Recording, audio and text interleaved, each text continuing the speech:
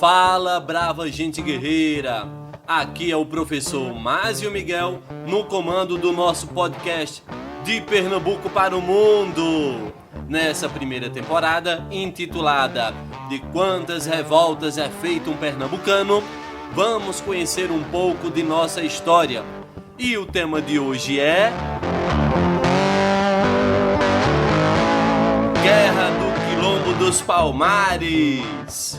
Pessoal, para começarmos essa história, em 1602 deram início às batalhas para destruir Palmares, que terminaria 93 anos depois com a morte de Zumbi. Pode-se dizer, portanto, que Palmares não é uma só, foram várias Palmares, que ao longo de um século surgiu e ressurgiu nas florestas de palmeiras de Alagoas e de Pernambuco. Assim, o Quilombo dos Palmares sobreviveu a diversos ataques e conseguiu derrotar diversas expedições militares organizadas pelos holandeses, pela coroa portuguesa e pelos senhores de engenho. Para entendermos melhor essa história, vamos partir do momento em que muitos escravos negros se revoltaram contra a escravidão e fugiram dos engenhos,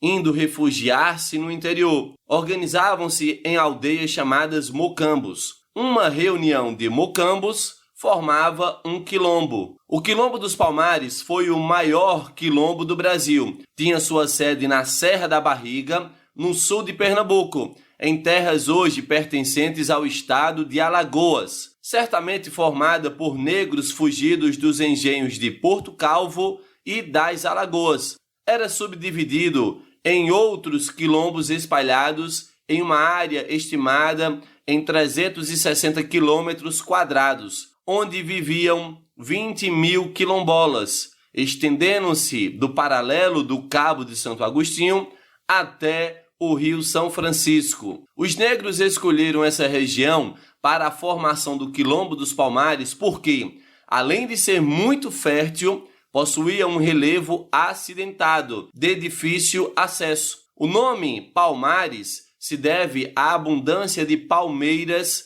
existentes na região. Os primeiros registros de fuga de escravos para a região chamada Quilombo dos Palmares começaram a se organizar por volta de 1602 e experimentou um grande crescimento quando da invasão holandesa, período em que a vida nos engenhos se desorganizou, facilitando a fuga de numerosos escravos dos engenhos, que se embrenhavam nas matas e passaram a engrossar as fileiras dos mocambos. Em 1630, Palmares viria a ser conhecido na época como Angola Janga, ou Pequena Angola, com 11 mil a cerca de 30 mil habitantes. Essas fugas obrigaram a Companhia das Índias Ocidentais a financiar várias expedições militares contra os Palmares. Alguns mocambos chegaram a ser atacados em 1644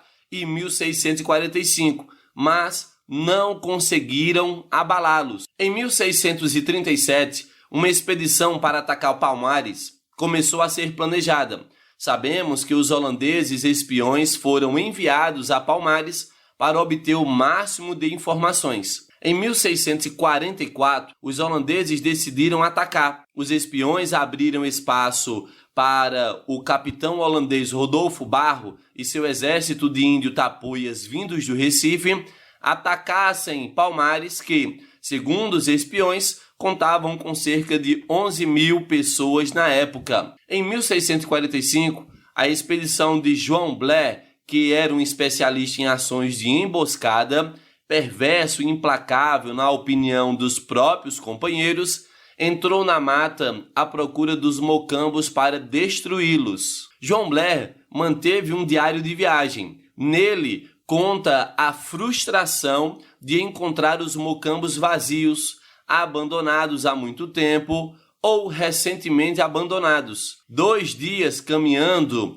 e nada de combate contra os palmarinos. Os quilombolas, por sua vez, faziam ataques frequentes aos engenhos. em busca de alimentos e animais. Nesses ataques, eles escravizavam os negros que não queriam acompanhá-los e que passavam a trabalhar nos mocambos em regime de escravidão durante algum tempo. Perceba, os africanos escravizados resistiam à escravidão, mas não a condenavam como um sistema, o que não é de se estranhar porque ele já era adotado na África. Por esses fatores, os quilombos transformaram-se em uma ameaça à economia açucareira. No auge do Quilombo dos Palmares, a sede do governo era o Mocambo do Macaco, situado na Serra da Barriga, onde vivia o rei Uganga Zumba. O maior mocambo era o de Subupira, situado na Serra da Jussara, junto à cabeceira do rio Satuba, a 36 quilômetros do Mocambo do Macaco, governado pelo irmão do rei, Ganazona. Havia também uma série de quilombos menores, dispersos pela área dominada, cada um sob o comando de um chefe, alguns deles irmãos e outros sobrinhos do rei. O rei era eleito pelos chefes de mocambos e pelos chefes militares, permanecendo no poder toda a vida, reunindo o conselho de governo nas ocasiões em que havia dificuldades, sobretudo nos períodos de guerra. A sua organização social e política procurava imitar a organização africana. O mais importante chefe do Quilombo dos Palmares foi Ganga Zumba, que permaneceu no poder por 33 anos, no período de 1645 a 1678, sucedido por seu sobrinho Zumbi, que ficou no poder de 1678 a 1695,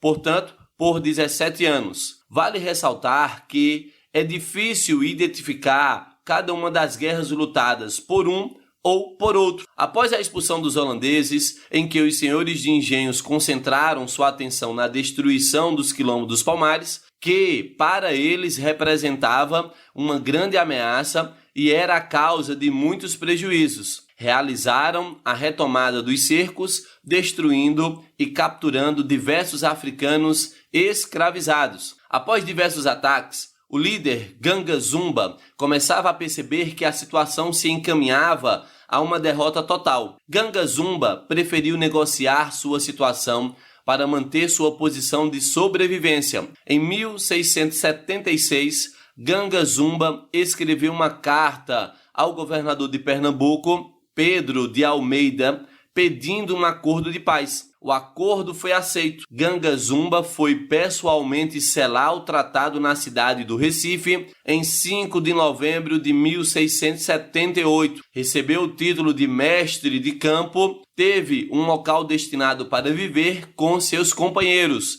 o Mocambo de Cucaú. O tratado de paz incluía: primeiro, os negros nascidos em Palmares estariam livres.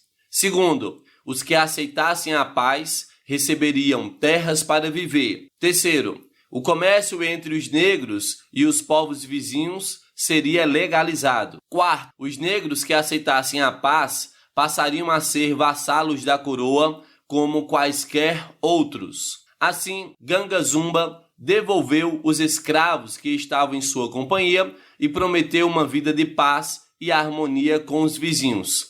Mas o acordo não foi aceito por todos os mocambos.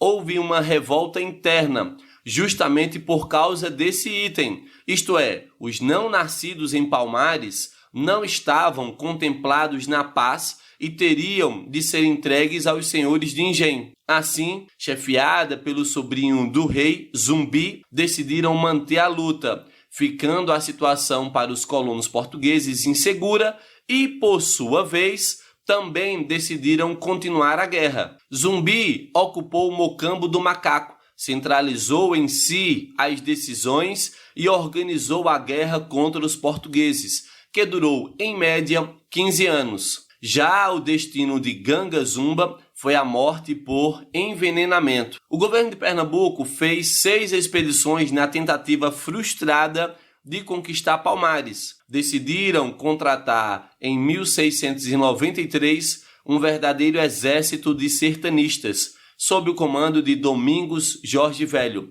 um bandeirante paulista que se encontrava estabelecido na região. Domingos Jorge Velho realizou vários ataques a Palmares, encontrando sempre a corajosa resistência de Zumbi e dos quilombolas. No dia 23 de janeiro de 1691, fez o primeiro ataque e fracassou. Pediu reforços que vieram de Recife. Em 1694, com a ajuda do governo, Domingos Jorge Velho organizou uma nova expedição fortemente armada que atacou o Quilombo dos Palmares, bombardeando e incendiando tudo. Após 22 dias de cerco, Zumbi entendeu que o seu reduto não resistiria e, de madrugada, aproveitando uma estreita passagem entre a cerca de Bernardo Vieira e um abismo, resolveu escapar com todo o seu povo. Durante a passagem foram descobertos e atacados, provocando a morte de cerca de 200 homens na luta e mais 200 por queda no precipício. Daí surgiu a lenda de que o grande chefe negro se suicidara com o seu povo. A queda do Mocambo Macaco se deu em 1694. Zumbi e alguns seguidores conseguiram fugir, refugiando-se nas matas, mas no dia 20 de novembro de 1695, foi capturado, morto e decapitado. Sua cabeça foi exposta na praça principal do Recife. Atualmente, o dia 20 de novembro é lembrado como o Dia da Consciência Negra, o dia símbolo da luta de todos os brasileiros contra o preconceito e o racismo. Domingos Jorge Velho e seus oficiais receberam sesmarias, que são lotes de terra, em Palmares. As ocuparam e povoaram. Ficaram com todos os negros capturados, os quais serviriam como pagamento de impostos ao rei e ao governador, anistia prévia a todos os seus crimes e tantos outros pontos. Para finalizarmos, matar o líder, ainda que seja o maior de todos, não implica em acabar com o impulso pela liberdade. De fato, os quilombos continuaram a crescer no Brasil e o próprio Quilombo dos Palmares, a despeito de se ter decretado seu fim, continuou a resistir. Como a figura de Zumbi, por seus méritos próprios, ofuscou a de muitos outros, pouco se sabe sobre o verdadeiro fim de Palmares. Mas o pouco que se sabe é suficiente para afirmar que a luta continuou, a exemplo de Coamoanga, que foi o sucessor de Zumbi e liderou o que restou de Palmares até 1703. E assim a resistência continuou. Chegamos ao fim dessa história. Agradeço a audiência e o aguardo no próximo episódio para juntos conhecermos mais uma revolta pernambucana. Quer saber mais sobre a história de Pernambuco? Me siga no Instagram, @professor Másio Miguel. No mais, compartilhe o episódio com teus amigos, vizinhos e familiares. E até a próxima!